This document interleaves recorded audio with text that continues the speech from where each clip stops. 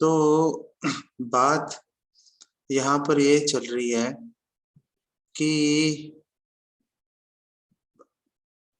आखिर ये जो प्रसंग है, ये प्रसंग आखिर इसकी चर्चा शुरू कैसे हो गई अचानक? ये क्या कारण रहा कि सती जी का, दक्ष जी का, भगवान शिव का वर्णन यहाँ पर आना शुरू हो गया? ये क्वेश्चन है। तो अगर हम इसकी पूरी हिस्ट्री को अगर हम देखें संक्षेप में, तो विदुर जी और मैत्रेय जी का आपस में मिलन हुआ था। मिले आपस में तो जो स्वाभाविक है, स्वाभाविक रूप से विदुर जी ने मैत्रेय जी से प्रश्न पूछना शुरू कर दिए। क्या प्लीज मुझे बताइए, ये क्या है, वो क्या है, ये कैसे होता है, वो कैसे होता है? और मैत्रेय जी पूरी तरह से परिपक्व हैं आध्यात्मिक ज्ञान में। तो मैत्रेय जी ने विदुर जी के प्रश्नों का उत्तर दिया और ये चर्चा चल रही थी। तो मैत्रेय जी ने बिल्कुल ऐसे ही एक आराम से एक लाइन बोली, एक लाइन, कि जो माता सती हैं वो संतान उत्पत्ति नहीं हुई थी, लेकिन उन संतान उत्पत्ति से पहले उन्होंने अपना शरीर त्याग दिया था। तो बस ये लाइन बोली, आगे बढ़ गए वो। विदुर जी ने बोला, रुको रुको एक मिनट, आप आगे कहाँ जा रहे हो? मुझे आप ये बताओ कि माता सती ने कैसे शरीर उन्होंने त्याग दिया बिना संतान की उत्पत्ति के, इसके पीछे क्या रहस्य है? तो मैत्रेय जी ने फिर एक लाइन बोल दी। उन्होंने बोला, वो तो चलो देखो, शिव जी और दक्ष के बीच में कुछ मतभेद हो गया था, उस कारण से ऐसा हो गया। अरे क्या मतभेद हो गया भाई? दक्ष मतलब बहुत ही महान व्यक्ति है, दक्ष प्रजापति है। स्वयं ब्रह्मा जी ने दक्ष को प्रजापति घोषित किया। और शिव जी वैश्वानाम यथा शंभु, भागवतम 12वें स्कंद में बताया गया। शिव जी तो परम वैष्णव है, उनका कोई शत्रु नहीं है, उनका सबको समभाव से देखते हैं, सब में परमात्मा रूपी भगवान के दर्शन करते हैं सब में। तो फिर उनके आपस में कैसे मतभेद हो गया? तो जब विदुर जी ने यह प्रश्न पूछा, जो कि तीसरे स्कंद के बिल्कुल आखिर में, चौथे स्कंद के पहले अध्याय के आखिर में जब ये बात पहुंच गई, तो फिर दूसरे अध्याय में चौथे स्कंद के मैत्रेय जी ने इसका वर्णन करना शुरू किया कि आखिर प्रॉब्लम क्या है, किस प्रकार शिवजी और दक्ष में, राजा दक्ष में मतभेद हो गया, किस प्रकार राजा दक्ष जो है एक सभा में आए थे और उस सभा में ब्रह्मा जी भी बैठे थे और शिव जी भी बैठे थे और अनेक देवी देवता, अनेक स्वर्गीय लोगों के महान विभूतियां वहां पर बैठी थी। और दक्ष जी, जब दक्ष ने उस सभा में प्रवेश किया तो सारे लोग तेजहीन हो गए उनके सामने, इतना तेज था दक्ष के अंदर। और सारे लोग अपने आसन से उठ के खड़े हो गए उनका सम्मान में। सिर्फ एक ब्रह्मा जी और शिव जी को छोड़ के, ब्रह्मा जी के नहीं उठने का बुरा नहीं माना, लेकिन शिव जी नहीं उठे तो बुरा मान गए दक्ष। चलो बुरा मान गए थे तो बुरा मान जाते, मन में रख लेते बात को, मन में नहीं रखा, मन में नहीं रखा। इतना अंधे हो गए वो क्रोध के कारण कि शिव जी का अपमान कर दिया। बोला कि ये बंदर जैसी आंख वाला मरकटक्ष अरे कमाल ही कर दिया, मतलब मरकटक्ष, ये मेरी मृगाक्षी जो है बिल्कुल एक हिरणी की आंख जैसी सुंदर, मेरी जो लड़की है, पुत्री है, उसका मैंने इससे विवाह कर दिया मैंने। ना रहने का ठिकाना, ना शौच, रोज नहाते भी नहीं है, शरीर पे राख शमशान की मलते हैं, नरमुंडों की माला गले में डाली हुई है, भूत पिशाचों के साथ रहते हैं। ये तो मैंने ब्रह्मा जी के कहने पे अपनी पुत्री सौंप दी, नहीं तो कौन देता है, कौन देता है। और धृष्टता देखो, धृष्टता देखो, मैंने तो साधु समझा था इनको कि साधु आदमी है, शरीफ आदमी है, लेकिन धृष्टता देखो, मेरे आने में खड़ा नहीं हो सके। हाँ, आनन फानन में आचमन किया, श्राप दे दिया, शिवजी को श्राप, शिवजी को श्राप, आनन फानन में। और बोला कि आज से जो शिव जी है, इनका जो शिव है, ये इनको कोई जो देवी देवताओं का जो भाग यज्ञ में स्वाहा, जो भाग अर्पित किया जाता है, वो अर्पित नहीं किया जाएगा आज से, आज से बंद। ब्रह्मा जी वहीं बैठे हुए थे, सभी देवी देवता अग्नि देव समेत सब बैठे थे वहां पे, किसी ने चूं तक नहीं बोली। सबको डर था कि भाई अगला श्राप हमें ना मिल जाए। और ये वही देवी देवता है, वही देवी देवता है, जब माता सती आगे जाके क्रोध कर रही है, उनका अपमानित हो रही है वो, तब भी वो कुछ नहीं बोले। सत्य का साथ देना बहुत कठिन होता है,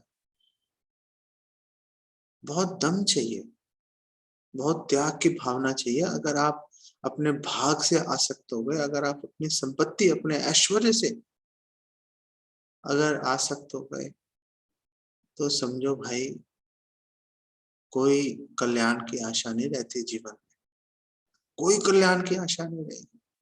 नहीं बोला कोई, नहीं बोला कोई।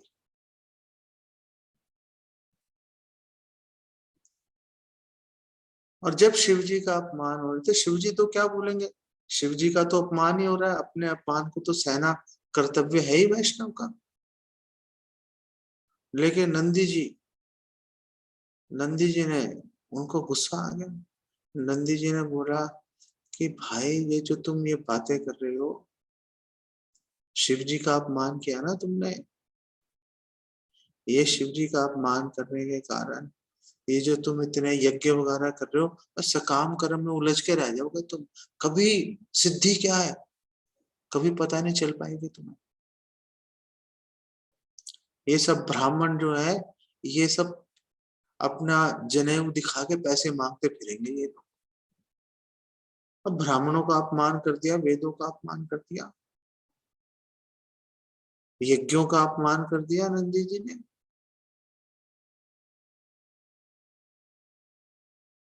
और नंदी जी ने बोला कि तुम ये जो शरीर से आसक्त हो रहे हो, देहात और बुद्धि में बंधे हुए हो तुम,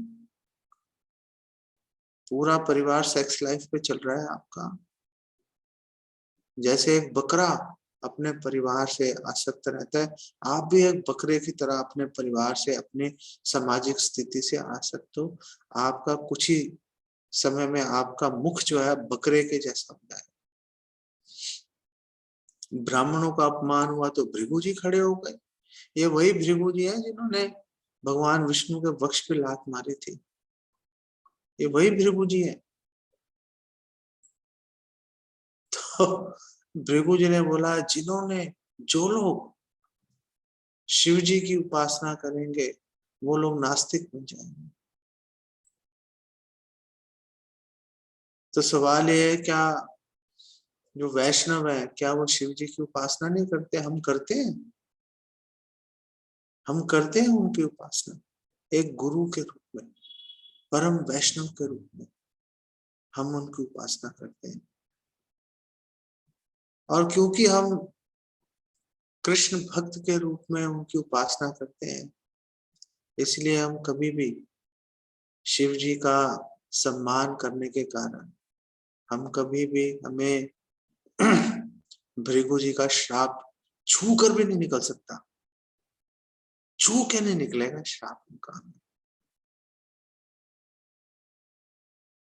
कृष्ण भक्त के रूप में यदि हम शिव जी की उपासना करेंगे, हम कभी नास्तिक नहीं बन सकते, कभी हमारी बुद्धि जो है कभी विमोहित नहीं हो सकती, असंभव है। भृगु जी का श्राप होगा दूसरे लोगों के लिए, जो शिव जी को एक स्वतंत्र व्यक्ति समझ के भगवान कृष्ण से उनकी पूजा कर रहे हैं, भक्तों पे कोई प्रभाव नहीं है उसका, भक्तों पे कोई प्रभाव नहीं। शिव जी चले गए, ब्रह्मा जी भी उठ के चले गए वहां से, उनको भी अच्छा नहीं लगा, यज्ञ चलता रहा। फिर ब्रह्मा जी ने इतना कुछ होने के बावजूद राजा दक्ष को प्रजापति बना दिया, और राजा दक्ष और अभिमान में चूर हो गए, और अभिमान में चूर हो गए, और उन्होंने अनेक यज्ञ, वाजपेयी इत्यादि अनेक यज्ञ करने शुरू कर दिए, और यज्ञ में पूरे संसार से लोग आ रहे थे, बस नहीं बुलाया तो शिव जी और माता सती को नहीं बुलाया, शिव जी और माता सती को नहीं बुलाया। माता सती से रहा नहीं गया, आसमान विमानों से भरा हुआ था, सभी देवी देवता, गंधर्व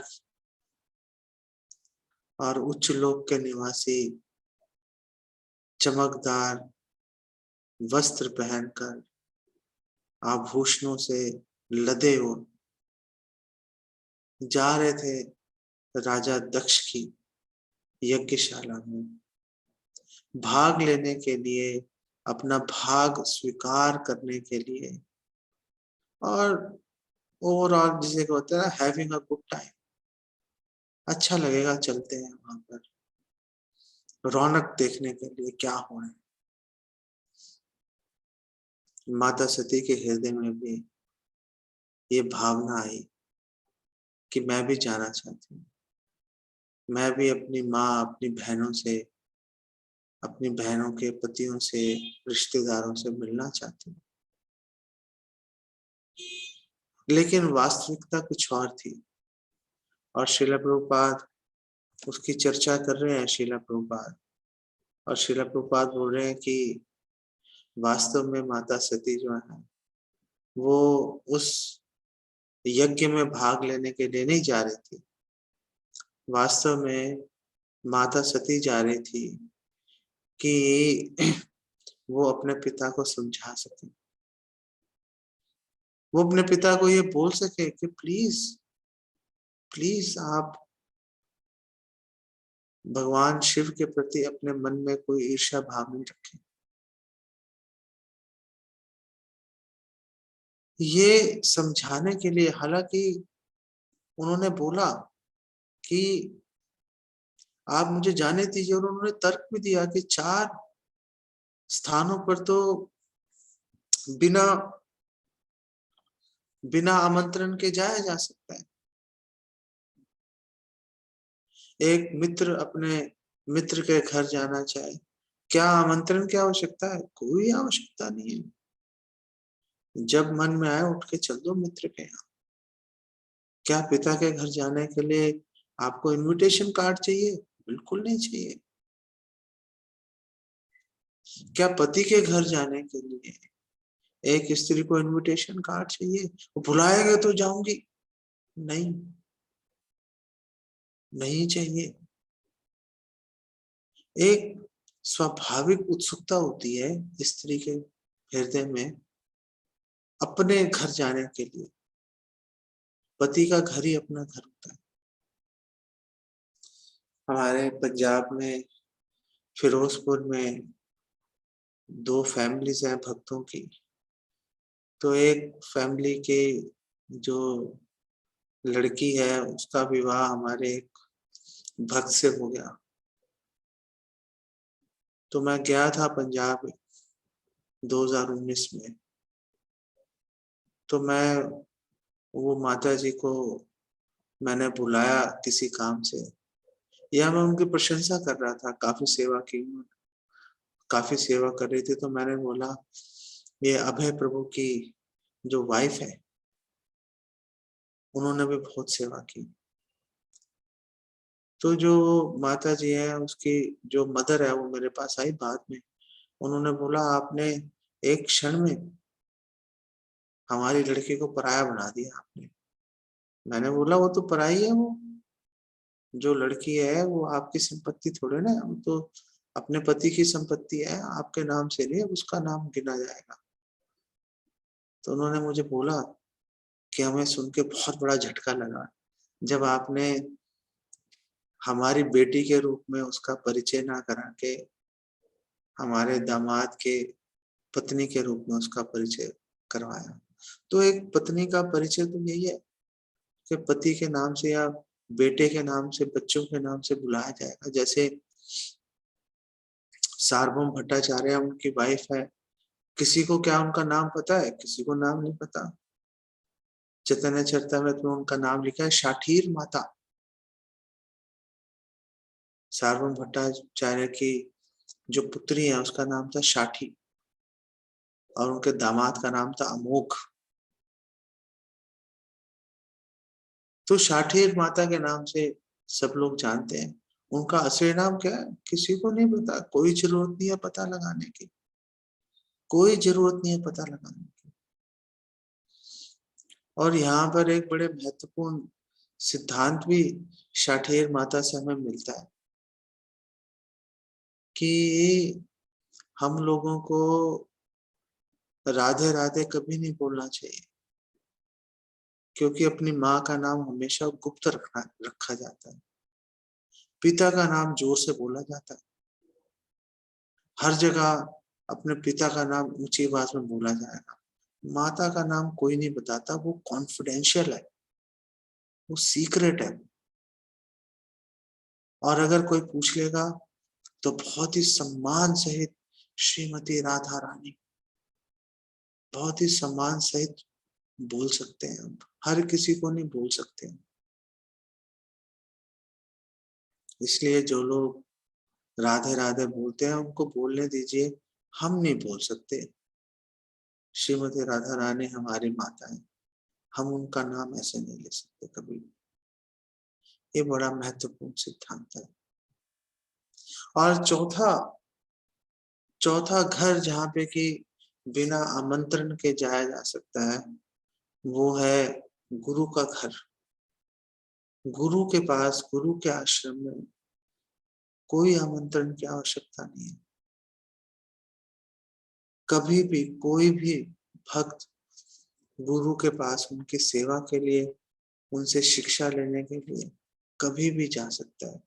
कोई उनको ऐसा नहीं कि गुरु इनविटेशन कार्ड भेजेगा तो जाएंगे जी हम, नहीं। तो जब माता सती ने ये तर्क रखा तो शिव जी ने बोला, आपकी बात ठीक है, ये चारों जगह जाया जा सकता है, लेकिन एक अपवाद है इसके अंदर, एक एक्सेप्शन है कि आपको नहीं जाना चाहिए अपने मित्र, अपने पिता के घर में, अगर वहां के लोग आपसे ईर्ष्या करते हैं, एनवियस है, आपको देख के खुश नहीं होते, फिर वहां जाने का कोई औचित्य, कोई पर्पस नहीं है। लेकिन माता सती ने जब रोना शुरू किया इस बात को समझकर कि ये मुझे नहीं जाने दे रहे, तो शिव जी ने अनुमति दे दी, ठीक है आप चले जाओ। और शिव जी को पता था कि मैं आखिरी बार देख रहा हूँ उनको, वापस लौट के नहीं आएंगे। वापस लौट के नहीं। तो माता सती जा रही थी अकेली, इतनी एंजाइटी, इतनी एक चिंता थी अपने पिता के घर जाने की कि उनको कोई डर नहीं था कि मैं अकेली जा रही। और जब शिव जी के अनुयायियों ने देखा अपनी माता को जाते हुए, तो हजारों की संख्या में सब उनके साथ हो लिए, उनकी रक्षा के लिए और उनको प्रसन्न करने के लिए। माता सती अब पहुंच गई वहां पर और उन्होंने देखा कि यज्ञ चल रहा है, हर चीज हो रही है, लोग आपस में वैदिक शास्त्रार्थ कर रहे हैं, चारों तरफ वैदिक शब्द गुंजायमान हो रहा है। और यहाँ पर श्रील प्रभुपाद एक बहुत ही महत्वपूर्ण बात बोल रहे हैं कि बहुत सारे वैदिक शब्द गूंज रहे थे, बहुत सारे शास्त्रार्थ हो रहे थे, बहुत सारे मंत्रोच्चारण हो रहे थे। समझ पाना बहुत मुश्किल है, बहुत मुश्किल है। इसलिए चैतन्य महाप्रभु ने ये सारे वैदिक मंत्रों को, वैदिक शास्त्रों को, जो इसका जो शब्द है, इसको सरल बना दिया, इसको समझना बहुत सरल कर दिया। और उन्होंने बोला कि सारे वेदों का निचोड़, सारे शास्त्रों का निचोड़ हरे कृष्ण महामंत्र है। अगर कोई व्यक्ति हरे कृष्णा कृष्ण कृष्ण हरे हरे, हरे राम राम राम हरे हरे, इस मंत्र का अगर उच्चारण करेगा तो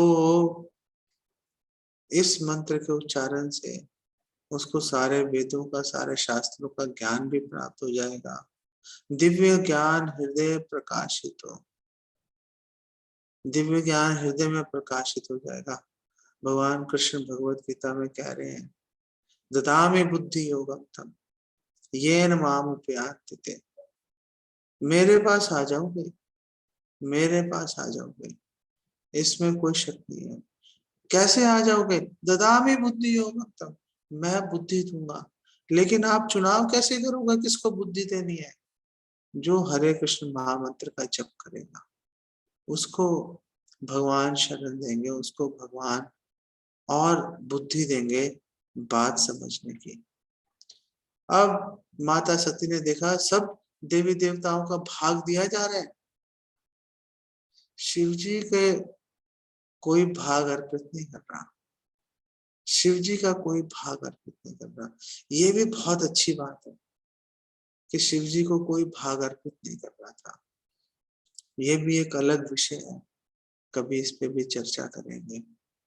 तो लेकिन माता सती को अच्छा नहीं लगा, तो अब माता सती बोल रही है, ये 11वां श्लोक है, चौथे स्कंद के चौथे अध्याय का 11वां श्लोक।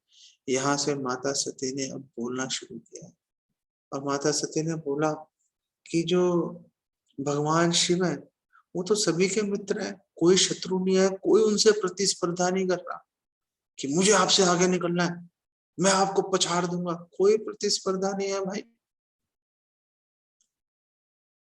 कोई प्रतिद्वंदी नहीं है उनका, कोई उनसे ईर्ष्या नहीं कर रहा, वो किसी से ईर्ष्या नहीं कर रहे। एक बस आपको छोड़ के, उन्होंने अपने पिता को बोला भरी सभा में, आपको छोड़ के कोई उनसे ईर्ष्या नहीं कर रहा, कोई उनसे ईर्ष्या नहीं कर रहा। जो आगे जितनी भी बात चली, जितनी भी बात चली, माता सती ने सारी बातों का एक ही निचोड़ था कि आप ईर्ष्या करते हो। ईर्ष्या जड़ है, ईर्ष्या जड़ है।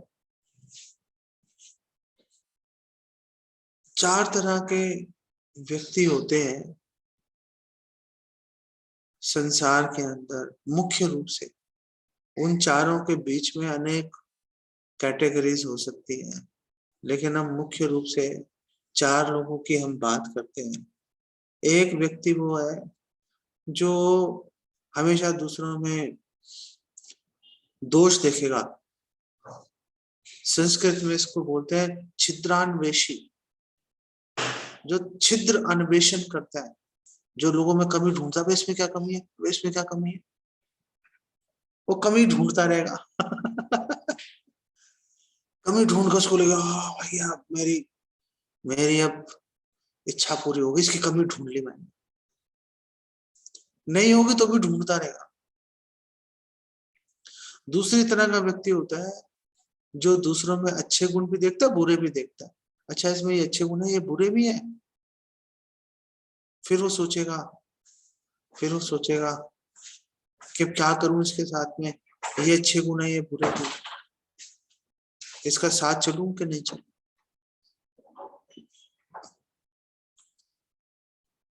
तीसरी तरह का व्यक्ति होता है जो सामने वाले व्यक्ति में अच्छे और बुरे गुण दोनों देखता है, लेकिन बुरे गुणों पर ध्यान नहीं देता, बुरे गुणों पर नजर नहीं डालता, अच्छे गुणों की ओर ही देखता। और फिर चौथे तरह का व्यक्ति है वो किसी में छोटा सा भी गुण होगा, अवगुणों से भरा हुआ एक छोटा सा गुण है, उसको पकड़ लेगा वो कि भाई ये गुण है इसके अंदर, उसको इतना बड़ा कर देगा गुण को, अवगुण दिखेंगे। माता सती ने बोला कि ये चौथी तरह के व्यक्ति है, ये शिवजी है। किसी में छोटा सा भी कोई गुण होता है, उसको करोड़ों गुना उसको बढ़ा चढ़ा कर देखते हैं, उसको करोड़ों गुना। एक आप पता नहीं क्यों उनसे ईर्ष्या करे जा रहे हो, क्यों उनसे ईर्ष्या करे जा रहे हो। और माता सती ने बोला 12वें श्लोक में कि आप तो द्विज हो, आप तो द्विज हो, आप तो ब्राह्मण हो, आप तो आपके अंदर तो गुण होना चाहिए दूसरों के गुण देखने का, आप में तो ये गुण होना चाहिए, लेकिन आपने अपनी जो बुद्धि आपके पास जो मिली द्विज होने के कारण, आपने उसका मिसयूज कर लिया। आपने मिसयूज को मुझे पता नहीं क्या क्या कहते हैं, मिसयूज मतलब आपने गलत प्रयोग कर लिया उसका। आपको अपनी बुद्धि का प्रयोग करना चाहिए था शिव जी के अंदर गुण देखने के लिए, लेकिन आपने जो है उनके अवगुण ढूंढ ढूंढ के जबरदस्ती, कोई है ही नहीं फिर भी जबरदस्ती ढूंढ रहे हो और उसी पे अपना ध्यान लगाए जा रहे हो, उसी पे ध्यान लगाए जा रहे हो। और माता सती ने बोला ये अच्छी बात नहीं है, ये तो भौतिक लोगों का काम है कि जो महात्मा है, जो महान लोग हैं, उनकी अच्छे गुणों पर ध्यान नहीं देकर बेवजह उनकी कमियां ढूंढो, बेवजह उनकी कमियां ढूंढो। और ऐसे जो लोग हैं जो कमियां ढूंढते रहते हैं, ऐसे जो लोग हैं वो इसी के कारण नष्ट हो जाते हैं। और शिला प्रभुपाद वहां पे एक्सप्लेन करते हैं, शिला प्रभुपाद ने कहा कि महत पाद रजोभिषेकम, कल्याण कैसे होगा, जब महान संतों के गुरु के जब चरण रज हमारे सिर पे गिरेगी, हम अपने सिर पे मस्तक पे धारण करेंगे। लेकिन शिला प्रभुपाद बोल रहे हैं कि ये जो चरण रज है वो दो तरह के व्यक्तियों पे गिरेगी, जिनमें श्रद्धा है और जो अश्रद्धालु है। जो श्रद्धालु है वो चरण रज उनके सिर पे जब गिरेगी, वर्षण होगा उनके सिर पे चरण रज का, उनका कल्याण हो जाएगा।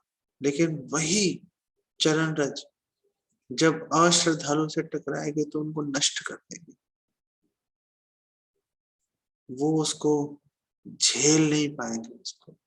और माता सती ने इसी बात का वर्णन 13वें श्लोक में बेसिकली किया। 13वें श्लोक में इसी की बात कर रहे हैं। तो प्रश्न ये खड़ा हो गया, प्रश्न ये खड़ा हो गया कि ये जो ईर्ष्या है, जो एनवी है, ये आई कहां से। आखिर कहां से आती है ये ईर्ष्या? तो ये प्रश्न का उत्तर शिव जी दे रहे हैं भागवतम के चौथे स्कंद के तीसरे अध्याय के 21वें श्लोक में। और वो बोलते हैं कि जो लोग झूठे अहंकार से बिल्कुल पीड़ित है, डूबे हुए हैं झूठे अहंकार के अंदर, हमेशा जलते रहते हैं, हमेशा फ्रस्ट्रेटेड, हमेशा उदास रहते हैं। अगर आप में से किसी का माइक अगर म्यूट नहीं है, उसको म्यूट कर लीजिए प्लीज। बहुत धन्यवाद आपका। तो शिव जी बोल रहे हैं 4:3:21 के अंदर कि जो झूठे अहंकार से ग्रसित हैं, वो लोग हमेशा हताश, परेशान, डिप्रेस्ड वो लोग रहेंगे। और जब उनको एक सिद्ध व्यक्ति दिखाई देता है, एक भक्त दिखाई देता है जो सेल्फ रियलाइज्ड है और जो पूर्णतः शांत है, किसी से ईर्ष्या नहीं कर रहा, कोई दुख परेशानी नहीं है, तो उसको देख के वो उसके स्तर पे तो ऊपर उठ नहीं पाता कि मैं भी यहां से यहां पहुंचाऊं। वो काम तो वो कर नहीं पाता कि मैं उठ जाता हूँ भाई उसके स्तर पे भी। वो स्तर पे ओ अच्छा, मैं यहाँ पे हूँ, वो वहां पर है, मैं भी कोशिश करता हूँ उठने की। वो कोशिश नहीं करता आलस्य के कारण वो कोशिश नहीं करता, बस उससे ईर्ष्या करना शुरू कर देता है, उससे ईर्ष्या करना शुरू कर देता है। और कैसे, किस हद तक ईर्ष्या करता है? तो शिवजी ने बोला जैसे असुर परम भगवान से ईर्ष्या करते हैं, ऐसे ही वो व्यक्ति जो है, जो देहात्म बुद्धि में फंसा हुआ है, वो एक साधु से, एक महात्मा से, जो किसी से सबके प्रति संभाव रख रहा है, उससे ईर्ष्या करनी शुरू कर देता है। और माता सती ने बोला 14वें श्लोक में कि जो शिव है, शिव का मतलब जानते हो? शिव का मतलब है शुभ, ऑस्पिशियस। दो चीजें हैं, शरीर और आत्मा। शरीर अशुभ है और आत्मा शुभ है। और श्रील प्रभुपाद एक्सप्लेन कर रहे हैं अहम ब्रह्मास्मि, ये जानना कि मैं शरीर नहीं आत्मा हूं, ये अनुभूति होना, ये शिव की, ये शुभता की, सौभाग्य की निशानी है। जब तक कोई व्यक्ति इसको नहीं पहचानेगा, तब तक वो परेशान रहेगा, तब तक वो दीन अवस्था में ही पड़ा रहेगा। पुनरपि जननम पुनरपि मरणम। और यहाँ पे शिला प्रभुपाद एक्सप्लेन कर रहे हैं, शिला प्रभुपाद बोल रहे हैं कि ये जानना अहम ब्रह्मास्मि, कि मैं आत्मा हूं, मैं शरीर नहीं हूं, ये अंत नहीं है, ये शुरुआत है। अब आपने आध्यात्मिक आनंद की अगर अनुभूति करनी है, तो आपको फिर भगवान की सेवा में आपको जुड़ना पड़ेगा। आपको भगवान की सेवा में तब जब व्यक्ति ये अनुभूति कर लेता है, ब्रह्मभूता प्रसन्नात्मा न शोचति न कांक्षति समा सर्वेषु भूतेषु मद भक्ति लभते परा।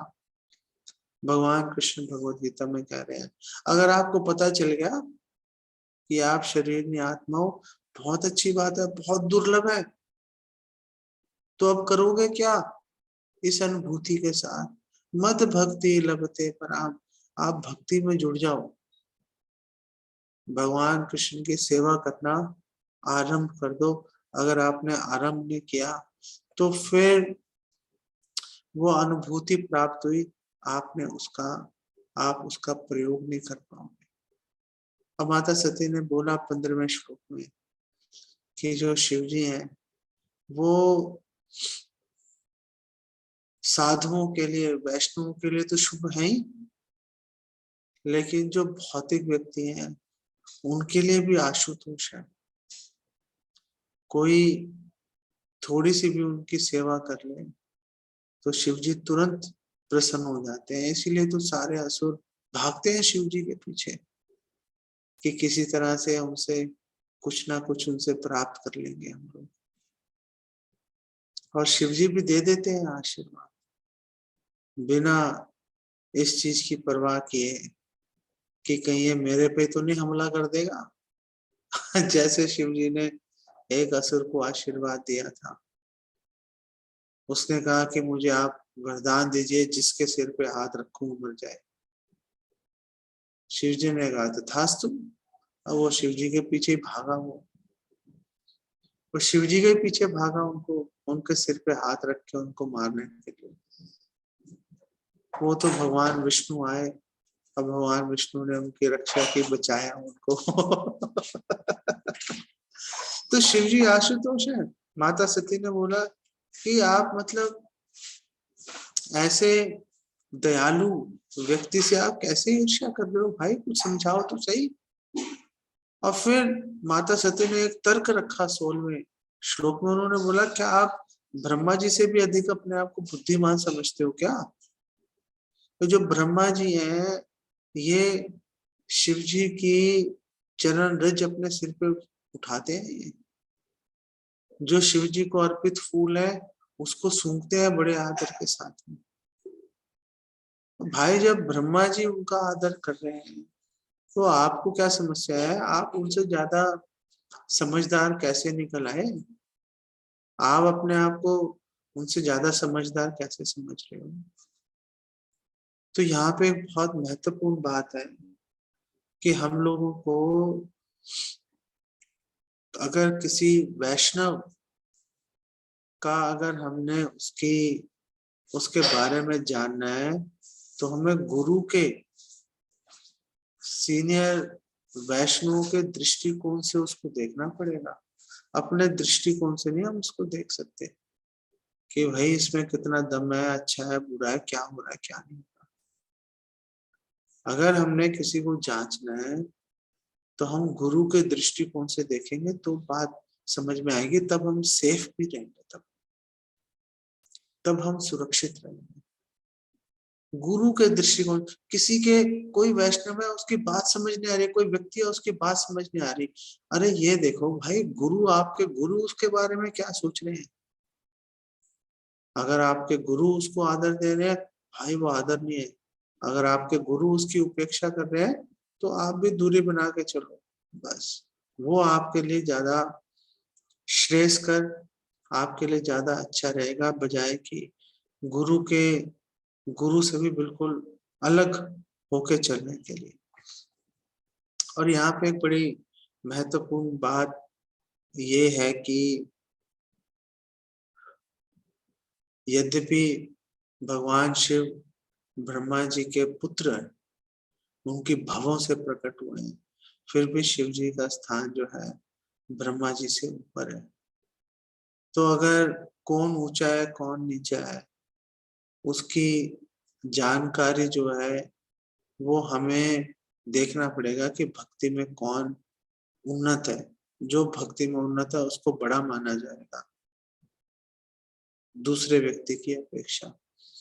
चैतन्य महाप्रभु ने इस सिद्धांत की स्थापना की थी पुरी में, जब श्रीखंड वासी, कटवा पश्चिम बंगाल में कटवा स्थान है, कटवा से करीब आप समझ लो 8-10 किलोमीटर 6-7 किलोमीटर की दूरी पे यह पश्चिमी दिशा में श्रीखंड, जो श्रीखंड निवासी है मुकुंद और उनके पुत्र हैं रघुनंदन ठाकुर। और जब ये सारे मिले थे चैतन्य महाप्रभु से पुरी में, तो चैतन्य महाप्रभु ने मुकुंद से पूछा था, तो मुकुंद अब एक बात बताओ भाई कि क्या तुम पिता हो रघुनंदन के या रघुनंदन तुम्हारा पिता है? तो मुकुंद ने बोला था क्योंकि रघुनंदन भक्ति में मुझसे श्रेष्ठ है इसलिए वही मेरे पिता के समान है, मैं उससे नीचा हूँ, मैं उसके पुत्र के समान हूँ। तो चैतन्य महाप्रभु ये उत्तर सुन के बहुत प्रसन्न हुए थे। तो हमें इस बात को हमेशा याद रखना चाहिए। और किसी भी वैष्णव को अगर आपने जांचना है, किसी भी वैष्णव को जांचना है तो आपको गुरु के, वरिष्ठ वैष्णव के दृष्टिकोण से देखना पड़ेगा। वैष्णव क्रिया मुद्रा विज्ञ ना बुझे, यार चित्ते कृष्ण प्रेम करे उदय, तार वाक्य क्रिया मुद्रा विज्ञ ना बुझे। कोई नहीं जान सकता जिसके हृदय में कृष्ण प्रेम, वो क्या कर रहा है, कैसे कर रहा है, कब कर रहा है, क्यों कर रहा है, हम नहीं जान सकते। इसीलिए हम आश्रित हैं वरिष्ठ वैष्णव के ऊपर, गुरु के ऊपर। वो जैसे हमें उनके बारे में बताएंगे, हम उसी प्रकार उनसे व्यवहार करेंगे। 17वें श्लोक में बड़े महत्वपूर्ण सिद्धांत की स्थापना हुई कि अगर कोई वैष्णव निंदा, गुरु की निंदा कर रहा है, भगवान की निंदा कर रहा है, तो हमारा क्या कर्तव्य होना चाहिए। तो पहली बात है कि वो निंदा सुननी नहीं चाहिए, कानों को बंद कर लेना चाहिए। अगर सुन लिया, और अगर आप ब्राह्मण हो, तो ब्राह्मण दूसरे पे प्रहार नहीं कर सकता, लेकिन ब्राह्मण जो है वो आत्महत्या भी नहीं कर सकता, क्योंकि उसको ब्रह्म हत्या का दोष लगेगा। ब्राह्मण को वहां से चले जाना चाहिए। कोई क्षत्रिय है, तो क्षत्रिय का कर्तव्य है निंदा करने वाले व्यक्ति का वध कर दे, लेकिन वो वध तभी कर सकता है जब वो अपना शरीर भी त्याग दे बाद में। ऐसे नहीं उसका वध किया और भाग जाओ वहां से। आपको निंदा सुनने का, आपको वो दोष जो है उसका निवारण होगा आत्महत्या करने से। और फिर शिला प्रभुपाद एक्सप्लेन करते हैं, जो वैश्य और शूद्र हैं, ज्यादातर तो वैश्य शूद्र नहीं है, उनको तो सुसाइड ही कर लेना चाहिए। अगर वैष्णव निंदा, अगर हरि निंदा, कृष्ण निंदा अगर सुन ले, तो हमें परहेज करना चाहिए, हमें बचना चाहिए ऐसे स्थान पे, ऐसे लोगों से मिलने में जो कि गुरु की, कृष्ण की निंदा करने के लिए तड़प रहे हों। जो लोग, उनसे अपना बचाव करके चलो। और अब माता सती ने उनको बोला कि ये शरीर तो आपकी संपत्ति है, आपने मुझे दिया था, लेकिन ये शरीर क्योंकि आपसे मिला है और आप भगवान शिव से ईर्ष्या कर रहे हो, मैं इस शरीर को झेल नहीं पा रही हूँ। जैसे अगर विषाक्त भोजन कर लिया, विष से भरा हुआ अगर विषैला भोजन खा लिया, तो उसका उपाय है कि उल्टी कर दो।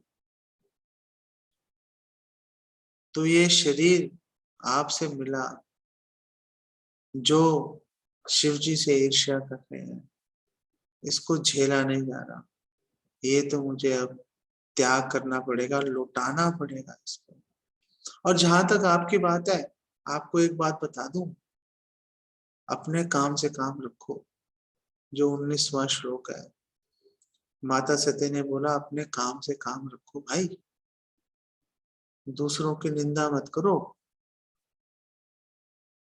जरूरी नहीं है कि अगर कोई व्यक्ति नियमों का पालन नहीं कर रहा तो वो निंदनीय हो गया,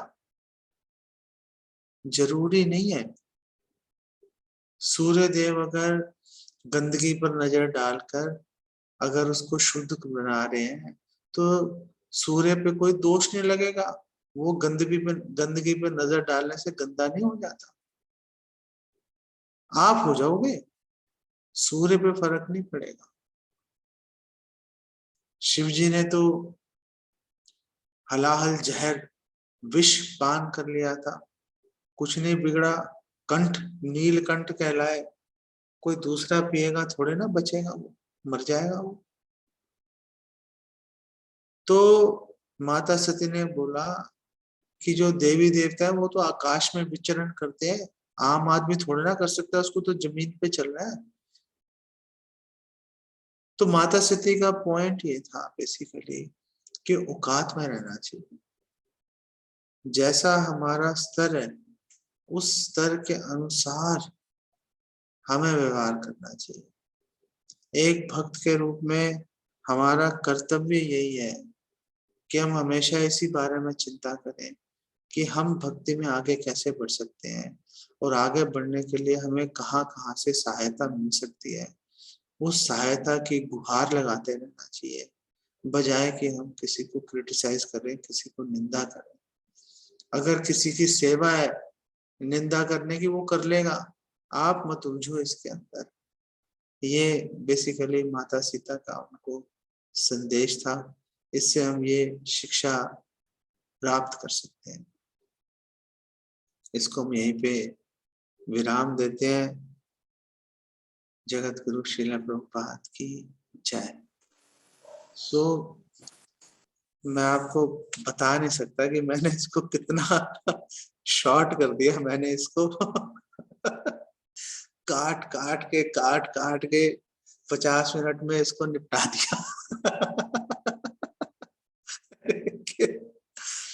पता नहीं क्या कुछ बताने लायक था इसके अंदर, लेकिन इससे मुझे ये आशा है। पहली बात है कि ये प्रयास बहुत सराहनीय है सिद्धिनिताय प्रभु का, और मुझे आशा है कि इससे आप लोगों की रुचि श्रीमद् भागवतम का क्रमवार अध्ययन करने में बढ़ेगी आप लोगों, क्योंकि इसमें इतनी बातें हैं जो कि मैं आपको बता ही नहीं पाया समय की कमी की वजह से। अगर आप पढ़ोगे आप बहुत चक्के हो जाओगे, हैरान हो जाओगे आप लोग। ऐसी ऐसी बातें श्रील प्रभुपाद ने लिखी हुई हैं, तो आप प्लीज इसको अवश्य पढ़िए। और क्योंकि अब 9:16 हो गया, मुझे पता नहीं सिद्धिनिताय प्रभु प्रश्न उत्तर तो मेरे ख्याल से अब कैसे होंगे, नहीं?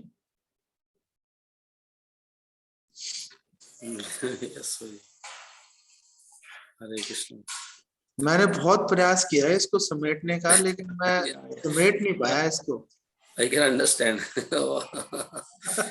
इसका क्या कल कर ले क्लास? कल भी कर सकते हैं इसको कंटिन्यू। नहीं, आप कल अपने अगले श्लोक के हिसाब से चलिए, आप अगले वर्सेस के हिसाब से, ऐसी कोई बात नहीं है। इसमें समय का अभाव तो रहता ही है, भक्त लोग, हाँ, माताएं वगैरह सब ना, वो सब रहता है। हाँ, लेकिन फिर भी 50 लोग आ गए, मतलब बड़ी बात मैं मानता हूँ इसको, कि इतने सारे भक्त, इतना कीमती समय, विशेषकर से माताओं के लिए तो बहुत ही बिजी टाइम है ये, प्रसाद बनाना और बच्चों का, हस्बैंड्स का, परिवार का ध्यान रखना। फिर भी उन्होंने समय निकाला, मतलब बड़ी बात है। तो जी हरे कृष्णा प्रणाम। एक क्वेश्चन पूछ सकता हूँ जब, या फिर कर ली पूछूं? क्वेश्चन आंसर का प्रभु टाइम है नहीं, क्योंकि सबको समस्या होगी मेरे ख्याल से। जी प्रभु जी, ठीक है ना? आपको जो प्रश्न है ना मन में, आप सिद्धिनिताय प्रभु से आप तो जी मैं लिख लूंगा, फिर मैं आपसे नेक्स्ट क्लास। हाँ चलिए, ऐसा भी कर सकते हैं, नहीं तो आप सिद्धिनिताय प्रभु से आप पूछिए, वो पूरी तरह से सक्षम है, मेरे भी बिल्कुल गुरु के समान है सिद्धिनिताय प्रभु। मैं उनके चरणों के आश्रय में चल रहा हूँ, बस समझ लो। ठीक है, तो इसको यहीं पे विराम देते हैं सिद्धिनिताय प्रभु, नहीं? क्योंकि अगर टाइम की हम नहीं पाबंदी लेंगे तो फिर दिक्कत हो जाती है, नहीं? यस पूजा, आई थिंक वो बेस्ट रहेगा। हाँ जी, चलिए, आप सबका बहुत बहुत धन्यवाद, आपने इतने धैर्य से सुना। कोई बात आपको बुरी लगी हो तो मैं उसके लिए बिल्कुल दिल से क्षमा प्रार्थी हूँ आपसे। बहुत धन्यवाद। हरे कृष्णा। हम सबको आपने कृतार्थ कर दिया। इतना सुंदर, इतना बढ़िया, इतना कंडेंस, वास्तव में लगता है भगवान की कृपा हो रही है। विशेष ये कथा हो, ये बहुत अच्छा इनिशिएटिव है। प्रभु जी ने वही कार्य किया है जो प्रभु जी बता रहे थे ना अभी, कि सूर्य का प्रकाश जहाँ पड़ता है तो जो गंदगी है वो भी शुद्ध हो जाती है। तो शायद इसी तरह से हम भी शुद्ध हो जाए कृपा से। अच्छी बात है। ठीक है, प्रभु जी का क्लास नेक्स्ट ट्यूसडे को रहेगा। प्रभु जी से मिलते हैं उस समय, क्वेश्चन आंसर सब लिख लेंगे, तो करेंगे। Thank you very much. प्रणाम के चरण। धन्यवाद। कृष्ण प्रभु जी की जय, श्रील प्रभुपाद की जय। हरि हरि कृष्ण प्रभु जी। हरे कृष्ण प्रभु जी। प्रणाम प्रभु जी। हरे कृष्ण प्रभु जी। प्रभु जी। चरणों प्रणाम प्रभु जी। कृष्ण प्रभु जी चरणों कृष्ण प्रणाम प्रभु कृष्ण जी। हरे हरे प्रभु जी हरे राम चरणों प्रणाम प्रभु जी। हरे कृष्ण हरे हरे कृष्ण